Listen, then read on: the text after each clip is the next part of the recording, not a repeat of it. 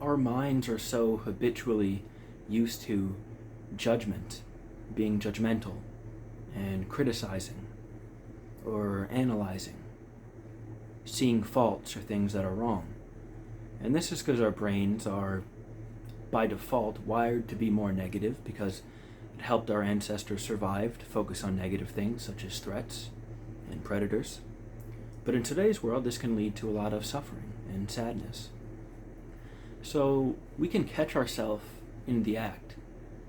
If we notice we're being judgmental, it could be happening when we're driving or when we're walking on the street or during work or school, really any circumstance, conversation with friends or family. And if we can catch ourselves about to say something negative, try to replace the judgment with kindness.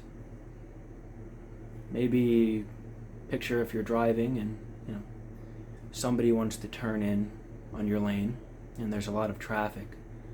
A lot of the time, we might not feel very open to let that person go in front of us because we have these implicit tendencies through no fault of our own.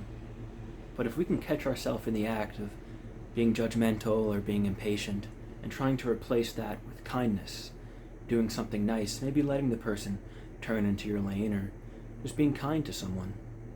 It's by default, our brains are usually very judgmental. But try to catch yourself when this is happening and replace the judgment with kindness, being nice to someone with empathy and compassion for them, instead of judging them or being reactive to them in a negative way. Maybe trying to understand their circumstance and treat them with kindness, in the same way you would want to be treated with kindness.